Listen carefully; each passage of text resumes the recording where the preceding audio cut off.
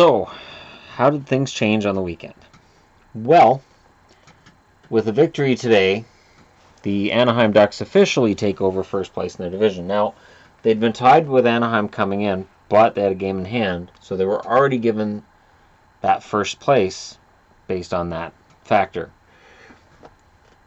Right now, though, they're full value for first place. So what that changes is it means that the Ducks would now play Calgary and San Jose would play Edmonton. So California versus Alberta is born. Makes for a very interesting first round series to be sure, and a lot of late nights watching hockey for me. So not really looking forward to it if that becomes the situation. Since both Alberta teams would be playing in California, I'd be watching hockey till 10:30 a lot, and of course if there's overtime, and there's always overtime, that's some late nights. Chicago really clamped down. First place is theirs. They're 7 points up on Minnesota. Chicago would play St. Louis if the playoffs started today. Don't rule out St. Louis grabbing that spot, though, from Nashville. And Minnesota plays either Nashville or St. Louis. The Kings didn't do themselves any favor this weekend. They're 9 points back. It's done. There really isn't any other way to look at it, but it's done. I can't see anybody down here coming up. Winnipeg is, making a name for themselves in terms of, and I hate to say this to Winnipeg fans, but maybe next year. They looked good tonight, not great. The Canucks looked better than what they ended up with, so they stay down here. They are 6 points clear of Arizona. Vancouver is 3 points clear of New Jersey, so they stay in 5th place. You'll see that I've made a change here that I've now got Vegas in 3rd because people pointed out, rightfully so, Vegas has the number 3 odds for the draft lottery. So Colorado, Arizona, Vegas, New Jersey, Vancouver, and Detroit, because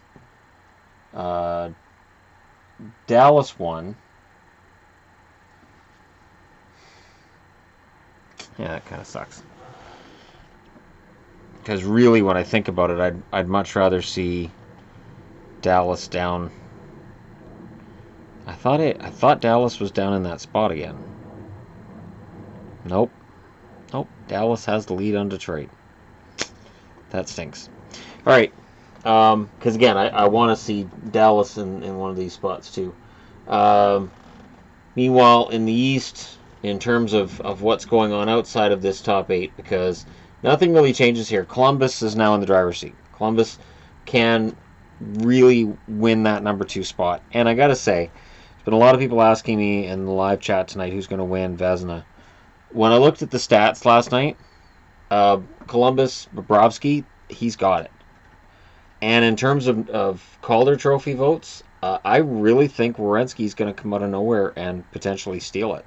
So while Jets fans are arguing Laine, Toronto fans are arguing Matthews, I'm okay with Werenski because here's a team that's got one of the top point totals in the league. They're number 3 right now in the league overall. And they've got a rookie in their top 4 defense. It's pretty insane.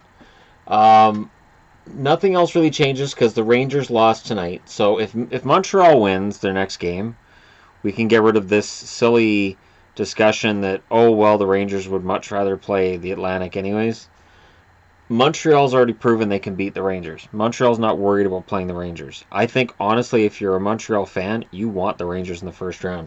And if you're an Ottawa or a Toronto fan, you want Toronto or you want Ottawa. You don't want Montreal in the first round. If you're either of those teams. Boston's still at 84. Carolina moved up to 79. Philly moved up to 78. So the Florida Panthers drop another spot. Florida's done. They're 7 points out. They'd have to jump past 5 teams to make the playoffs. It's not going to happen. Buffalo's down here with 74. Detroit 72. Detroit's just looking for basically some form of self-respect as they come down to the end of the season here. So not a lot really has overall changed. You've still got Washington playing Boston in the first round if it starts today. Columbus with home ice against Pittsburgh, which could be huge. Montreal playing the Rangers, as I mentioned, and Ottawa playing Toronto. There's none of those series that I'm not excited about. The East I'm very excited about, and the West, honestly, I am as well, because if you have Alberta against Calgary, or against Calgary and Edmonton, or Alberta against California, there's going to be so much hate overflowing in those series. It wouldn't matter whether Edmonton plays San Jose, Anaheim, or Calgary, though. The hatred is just going to be there. Now, San Jose's been on a slide. Minnesota's been on a slide. They're sitting next to each other. They both lost the divisions that they were leading for basically the entire season. Both fan bases are ready to go jump off a bridge. Before you think about that, think about this. You're still second place. You're still full value for second place. There's no way you miss the playoffs. There's no chance. For Calgary to pass San Jose, it could happen. Absolutely could. You could have Calgary and Edmonton in the first round, and then San Jose drops down to likely here.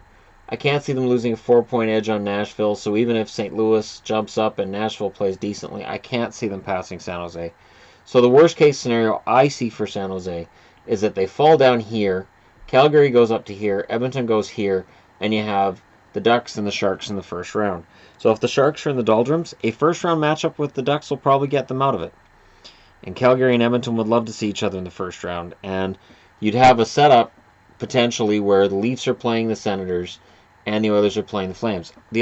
Another thing I was getting asked constantly in the chat was, if Freddie Anderson's out for an extended period of time, do I think that screws over the Leafs' chances? It's funny.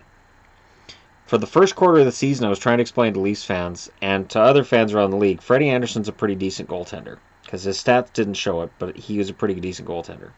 Now Leafs fans understand he's a pretty decent goaltender, and they're panicking that he's going to be out. Curtis McElhinney is not a bad goaltender either. He's not as good as Anderson, but he's good enough that they can maintain a 3-point lead over the Islanders. They can maintain a lead over Tampa. I believe that. I know their season ends with 4 rough home games. And I have to say, for Boston, I believe it's 6 of their last 7 games are at home. Let me find that. I want to make sure I know what I'm talking about, because I don't want people coming in, oh, you got the schedules wrong again. Because if I get a schedule wrong, that's, not very cool, considering my channel's all about hockey. I mean, if it was about, like, Oprah Winfrey or something, nobody's going to care. They'd be like, why is he talking about playoffs? What are you talking about hockey for? This is an Oprah Winfrey channel. Nobody wants an Oprah Winfrey channel. So, from here on, you've got Nashville, Dallas, and Florida are up for Boston. Then they're in Chicago. Then they're at home against Tampa, Ottawa, and Washington. That's a favorable schedule for Boston. I will admit that is a favorable schedule for Boston, and I don't know how they screw it up. But I didn't know how they were going to lose 4 in a row either, and they did that. So never underestimate them. Toronto's remaining schedule. So from here on, they're at home to Florida, then they're in Nashville, Detroit, and Buffalo. Those are winnable games. I know they just lost to Buffalo, so I'm guessing they win that next game in Buffalo, because they're going to be looking for that whole revenge thing. Detroit's winnable. Nashville's winnable. Home against Florida on Tuesday is winnable. I know they got killed by Florida last time. I can't see it happening again. And then they end their season at home against Washington, Tampa, Pittsburgh, and Columbus. That's brutal, but remember, Washington, Columbus, and Pittsburgh have all been showing signs of fatigue. They're at the top of the league, but there's been some cracks showing. Pittsburgh, everybody's injured. Columbus, they're tired. They've been expending so much energy with these winning streaks and everything they've been doing. They're a tired team. They looked tired last week against the Leafs. Remember, the Leafs killed them last week.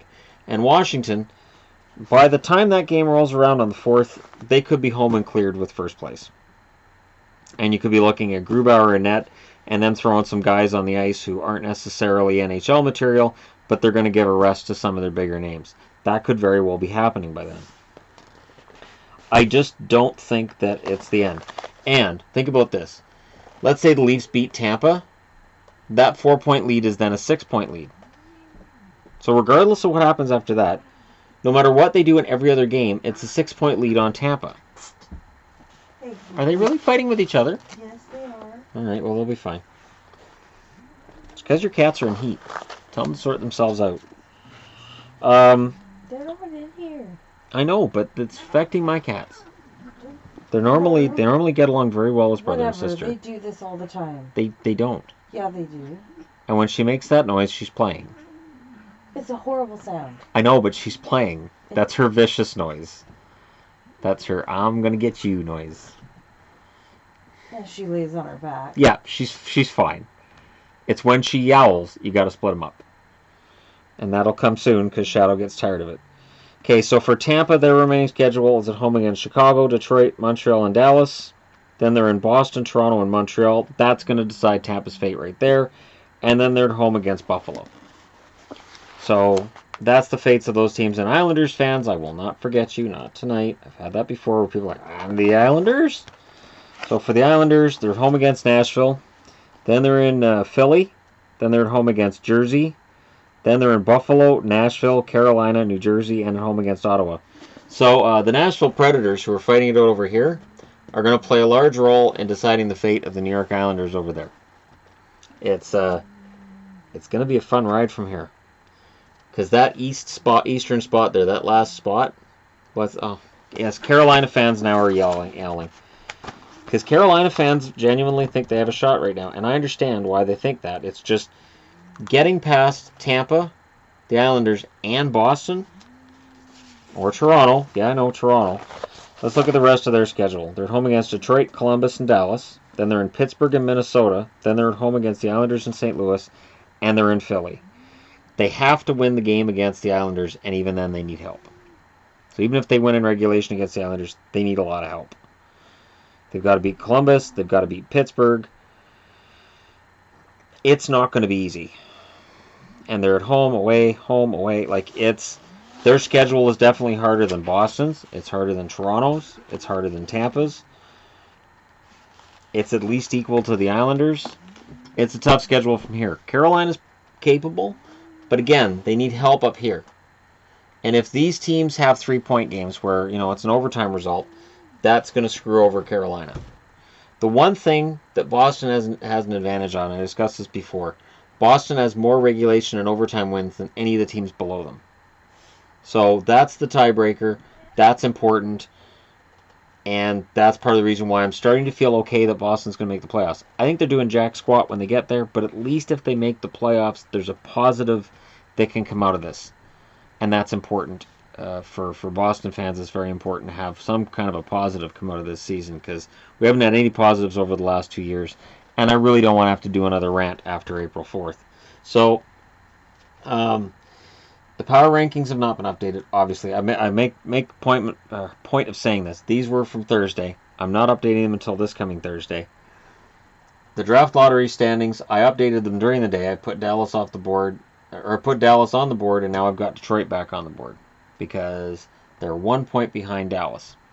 So, your draft odds, if you're Detroit, you want to see some good games down the stretch. But it's not so bad if Detroit wins the lottery, because they need to. One point I thought that was kind of strange was they were talking about Detroit being out, and of course, Pierre Maguire started talking about it today. And anytime Pierre Maguire talks, I get a little bit of a headache. And he mentioned how he felt that with Pavel Datsyuk out, that's why the Red Wings aren't in the playoff chase. It hurts. I'm not going to say it doesn't. But Dylan Larkin having 27 points where he had 45 last year, not helping. Tatar played well today and has been playing better lately, but he's not getting to the 45 points he did last year. Nyquist has taken a step back. Abdelkader had 19 goals last year. He's not near that this year. Brad Richards is off the team. He was on the team last year. It's not a good mix. And they gave up Vanek at the deadline to Florida. So, and that just makes it worse. That just adds to the problems. There are a lot of problems right now in Detroit. And even if Datsyuk was playing for them this year, Detroit is still out of the playoffs. There's no way they make the playoffs. And Datsyuk, at the point where he left to go back to the KHL this season, he's been so broken down the last couple of years, there's no guarantee he's healthy down the stretch. So I don't think Detroit is on this board if Datsyuk's playing for them, but I also don't think they're up here if Datsyuk's playing for them. I think they're more in this area. I think they're more in the 78, 79 point range rather than 72. I'm willing to say if they had Datsyuk, they might have seven extra points this year, but I still don't think they're contenders. And I definitely don't think that with Datsyuk they were showing a lot of upward momentum over the last couple of years. Detroit's going through what they've been delaying for decades, which is a rebuild. And I give them full credit for what they've been able to do as a team and as an organization for so long. But eventually you have to rebuild. You have to start near the bottom. And Detroit's near the bottom. They're not at the bottom, but they're near it. And I honestly think this is about as low as they're going to get. I think they're a solid enough organization. I still believe in Ken Holland enough to believe he can turn this around next year and get them back into the hunt. Although Carolina's the team that scares me going into next season. I think Carolina is going to push the Islanders down. I think they could push the Rangers down. I think Carolina's going to be very good next year. So we'll see if I'm right or wrong on that. But I don't have to worry about being proven wrong on that until next January. And by then, you guys will all have forgotten. I'm not going to have anybody tell me, remember when you said, that's not going to happen. That'll totally happen. Totally. Anyways, thanks for watching my high-tech board here as it evolves. And there's still some changes that are going to be made. This is not the final. This is just the idea of what the board's going to become, and it's going to be a little more fancy-ish as time goes by. If you're just browsing your way through, hit like and subscribe. Let me know what teams you think are on their way up, which teams you think are on their way out, who's a dark horse, and who's your Cup favorite right now, because we're at the point now where we're a couple weeks out from the playoffs, and we've really got to start discussing which of these teams at the top is likely to win the Stanley Cup. Because I did a look today, and in the last 34 years, 12 Stanley Cup winners have been a number one rated team in terms of points in their conference. 10 have been second place. 2 of them have been third place, which is weird. I thought that'd be higher. 6 have been fourth place. You're better off being fourth than third. 2 of them have been fifth place teams. There's been one 6th place team that's won the Stanley Cup and one 8th place team that's won the Stanley Cup. Both of them were the Kings. So we'll go ahead and say that's not going to happen this year.